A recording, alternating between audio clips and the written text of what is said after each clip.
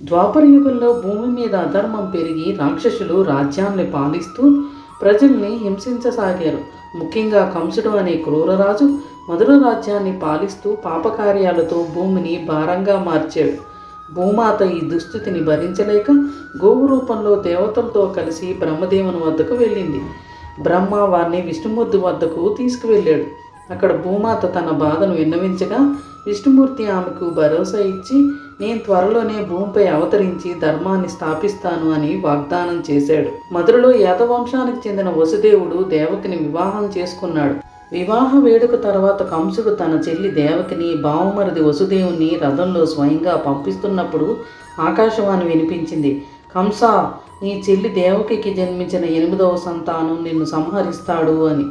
ఈ వాక్యం విన్న కంసుడు భయంతోనే వెంటనే దేవకిని చంపబోయాడు.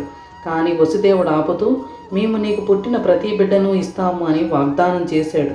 కంసుడు దేవకిని బంధించి జైలులో పెట్టి ప్రతి సంతానాన్ని పుట్టగానే సంహరించసాగాడు. ఇలా మొదటి 6 పిల్లల్ని చంపేశాడు. 7వ సంతానం శేషుడు యోగమాయ ప్రభావంతో రోహిణి గర్భానికి మారి బలరాముడుగా జన్మించాడు. 8వ సంతానం పుట్టబోయే రాత్రి భాద్రపద మాసం కృష్ణపక్ష అష్టమి రోహిణి నక్షత్రం అర్ధరాత్రి సమయానికి జైలులో ప్రకాశవంతమైన దివ్యకాంతి వ్యాపించింది. 4 భుజాలతో శంకు చక్ర గద పద్మాలను ధరించి విష్ణుమూర్తి దివ్య రూపంలో ప్రత్యక్షమయ్యాడు. ఆయన వసుదేవ దేవకిలను ఆశీర్వదించి, నేను మీ కుమారుడిగా అవతరించాను, నన్ను గోకులానికి తీసుకువెళ్ళి యశోదానందుల దగ్గర ఉంచండి అని ఆజ్ఞాపించాడు. వెంటనే ఆ దివ్య రూపం చిన్న బాలుడు రూపం ధరించింది. యోగమాయ కృపతో జైలు తలుపులు స్వయంగా తెరుచుకున్నాయి. కాపలాదారులు నిద్రలో మునిగిపోయారు. యమునా నది మార్గం విడిచింది. వసుదేవుడు శిశువు కృష్ణుణ్ణి గోకులానికి తీసుకువెళ్ళి యశోద పక్కన ఉంచి అక్కడ శిశువును మధురకు తీసుకొచ్చాడు.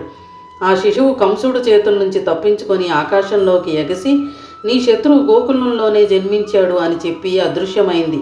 అలా శ్రీకృష్ణుడు గోకులంలో పెరిగి తర్వాత కంసుడిని సంహరించి ధర్మాన్ని స్థాపించాడు.